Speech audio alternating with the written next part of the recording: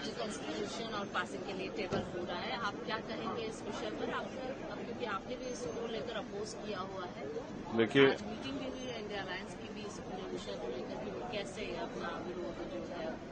आज जो सिचुएशन है पार्लियामेंट में वो उस तरह की है कि सब लोग देख रहे हैं कि कौन किस तरफ खड़ा है। जैसे कल से चला है कि आर पार, मैं आर पार नहीं कहूंगा कि ये एक ऐसा समय है कि देश में जो कमजोर तबका है वो सबकी तरफ देख रहा है कि आज उनके साथ कौन खड़ा होगा, या कौन सिर्फ उनसे राजनीतिक लाभ चाहता है, या कौन जो है सिर्फ उनसे झूठे वादे कर रहा था, किसको वोट देके वो गुमराह हुए हैं, ठगे गए। ये सब देखने का समय है और पूरे देश का ध्यान आज पार्लियामेंट की तरफ है। मैं शुरू करूंगा उन लाइनों से कि जलते घर को देखने वाले फूस का छप्पर आपका है, आग के पीछे तेज हवा है, आगे मुकद्दर आपका है।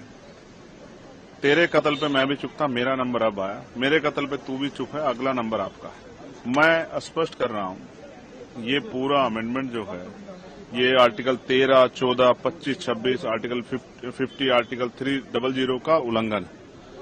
ये धार्मिक स्वतंत्रता का ऊपर जो है प्रहार है। ये उनकी वक्फ की जो संपत्तियों पर, उन मुसलमानों के अधिकार के ऊपर प्रहार है। ये उनके जो है उनके ऊपर जो है जबरन अपनी विचारधारा को थोपने का और उनके अधिकारों को लूटने का जो है और वक्फ की संपत्ति को लूटने का जो है, ये एक तरह का जो है पूरा जो है सरकार ने एजेंडा बनाया। इसलिए हम लोग इसको अपोज कर रहे हैं क्योंकि संविधान के खिलाफ है। जिस समय देश आजाद हुआ तो इस देश में रहने वाले उन जो हक वंचित समाज है उनमें भी जो कमजोर वर्ग के लोग हैं, जो अल्पसंख्यक लोग हैं, उनके लिए ये तय हुआ था कि उनके सम्मान की और उनके अधिकार रक्षा की जाएगी।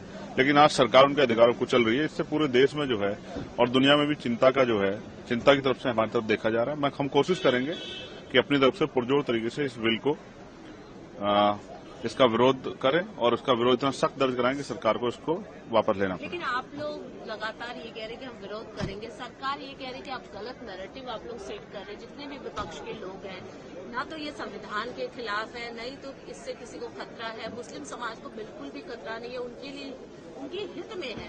तो लगातार सरकार इस बात को समझाने की कोशिश कर रही है। आप ये कह रही हैं कि सरकार कह रही है कि मुसलमानों के हितैषी हैं, तो मैं पूछ रहा हूं कि आपने ऐसा क्या काम किया है जो उनके फायदे में हो? क्या आपने उसके बच्चों को पढ़ने के लिए स्कॉलरशिप दी है?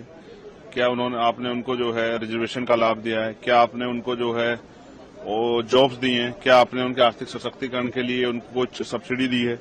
क्या आपने जो है जिस तरह से आपकी सरकारों ने घरों बुलडोजर चलाए, उनको डराने का काम किया, उनके तीज त्योहारों पर जिस तरह का आपने माहौल बनाया, ये सब चीजें स्पष्ट करती हैं कि सरकार इन वर्गों के हितैषी नहीं है। हालांकि मैं फिर कहूंगा कि सरकार को अपना दायरा, अपनी सोच बदलनी चाहिए, सबको साथ लेकर चलना चाहिए, सबके हितों की रक्षा करनी चाहिए।